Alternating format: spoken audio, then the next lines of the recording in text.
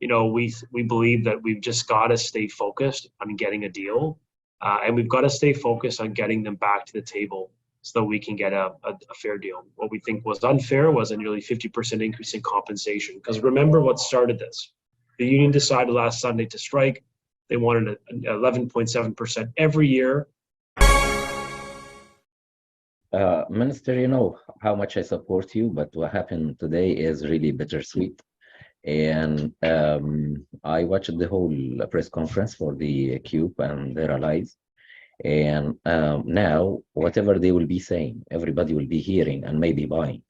So I appreciate if you can just elaborate on literally what Laura Wharton said. She said that Minister Lecce has a way of spinning things relating to the 50% increase. She also mentioned that the QP, they never asked for a percentage.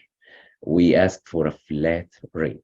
And also the legislation was written far before it was introduced and approved. So can you please elaborate first on this point? And I may have another point if you can, please. Thank you. The increase in pay is roughly nearly 50% increase in compensation, right? 11.7% every year. They, in their own documents, use 11.7% every year. You multiply that by 3 or 4 years. In our case, we're talking about a 4-year program. We're over 45% right there alone, right? That doesn't include the pay for a week, 5 days off. It doesn't include the prep time, which literally brings it to nearly 50% increase in compensation, right? That is a fact, not open to debate. Now, they try to spin this as the hourly per hour. I'm looking at the annual cost to the government, the taxpayer. So our position and our data points are clear. They went on a strike last Sunday on the basis that they wanted to increase compensation dramatically, massively, even though they have the highest pay in Canada, and they're paid higher than any worker doing the same job in Ontario. But look, at the end of the day, today we were able to reach a provisional agreement that gets the kids back, and I think that is so critical for children.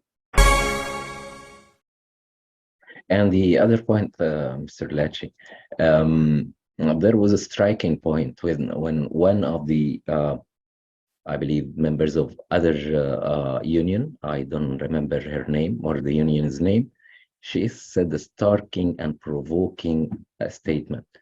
They said, we will shut down the province of Ontario when we need to or when we have to. What do you think about that?